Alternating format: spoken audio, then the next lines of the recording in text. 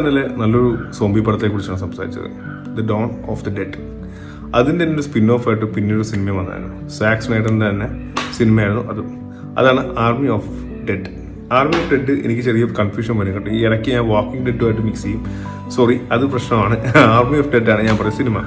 Army of dead 2023 വന്ന പടമാണ്. എന്നാൽ നമ്മൾ ഡോൺ ഓഫ് ദി ഡെഡ് കണ്ടിട്ട് ഒരാളും ഇൻസ്പയർ ചെയ്തു പോയി ആർമി ഓഫ് ഡെഡ് കാണല്. ഞാൻ ഇന്നലെ ഡോൺ ഓഫ് ദി ഡെഡ് കുറെ കാലങ്ങൾ കൂടി കണ്ടപ്പോഴത്തേക്കും ഒരു ആഗ്രഹം, എന്തായാലും ആർമി ഓഫ് ഡെഡും കാണണം. അങ്ങനെ നേരെ നെറ്റ്ഫ്ലിക്സിൽ കണ്ടതാണ്.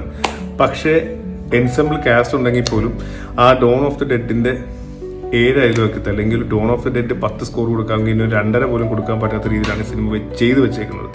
ആർമി ഓഫ് ഡെഡിനെ കുറിച്ച് സംസാരിക്കുകയാണെങ്കിൽ ഇതിനകത്ത് മെയിൻ കഥാപാത്രം ചെയ്യുന്നത് ഡേവ് ബാറ്റിസ്റ്റയാണ്, നമ്മുടെ പഴയ WWE ബാറ്റിസ്റ്റ. പുള്ളി ചെയ്തിട്ടുണ്ടോ എന്ന് വെച്ചാൽ ചെയ്തിട്ടുണ്ട്. പല കുറെ ഇമോഷണൽ സീൻസ് ഉണ്ടായിരുന്ന സിനിമയാണ് ഇതിനകത്ത്. ഇമോഷണൽ സീൻസിനകത്ത് ചില സീൻസിലൊക്കെ പുള്ളി നല്ല മെച്യൂർ ആയിട്ടുള്ള അഭിനയം കാഴ്ചവെച്ചിട്ടുണ്ടെങ്കിൽ ചില ഭാഗങ്ങളിൽ കോമഡി ആയി പോയിട്ടുണ്ട്. എക്സ്ട്രീം ഇമോഷണൽ സീനൊക്കെ വരുമ്പോഴത്തേക്കും പുള്ളി ചെറുതായിട്ട് കയ്യിൽ നിന്ന് പോകുന്ന പോലെയൊക്കെ തോന്നി. പിന്നീട് ഒരു മറിയ ക്രൂസ് എന്ന് പറഞ്ഞ പുള്ളിക്കാരിയാണ് ഒരു സെക്കൻഡ് ഹീറോയിനായിട്ട് വരുന്നത്. പുള്ളിക്കാരി ഇതിന് മുമ്പുള്ള വേറൊരു സിനിമ എന്ന് പറഞ്ഞാൽ നമ്മുടെ ഫോറെവർ പഡ്ജാണ്. ഫോറെവർ പഡ്ജിന്റെ കാര്യം പറയാനാണെങ്കിൽ പുള്ളിക്കാരി ഭയങ്കര കോമഡി ആണ് അതിനകത്ത്.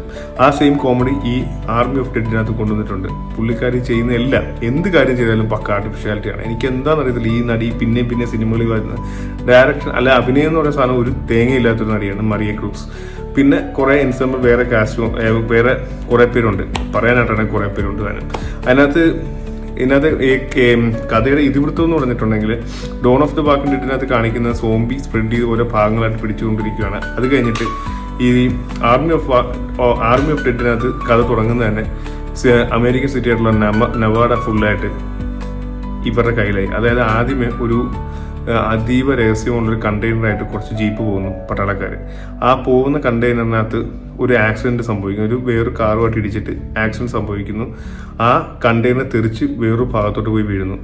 ആ കണ്ടെയ്നറിനകത്ത് എന്താന്നുള്ളത് പട്ടാളക്കാർക്ക് പോലും അറിയത്തില്ല. ഭയങ്കര രഹസ്യമായ സംഭവമാണ്. അപ്പോൾ കണ്ടെയ്നർ തെറിച്ച് പോയി വീഴുമ്പോഴത്തേക്കും ആ വീഴ്ചയുടെ ആഘാതത്തിൽ കണ്ടെയ്നർ തുറന്നു പോകുന്നു.